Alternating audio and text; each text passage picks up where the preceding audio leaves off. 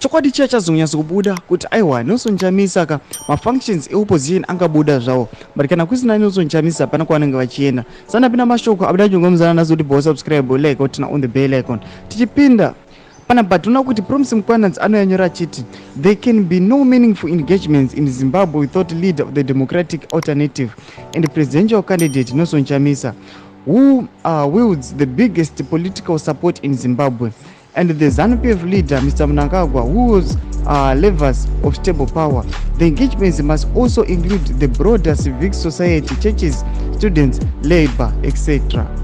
ndo mashoko ari kuyapana patogwa na Promise Mkwanadzi achiti aiwa hapana zvatingambotaura kuti vakomana tikuita zveopposition munyika yeZimbabwe kana tiexclude vaNelson Chamisa nekuti Nelson Chamisa ndiye munhu ari at the heart of the people.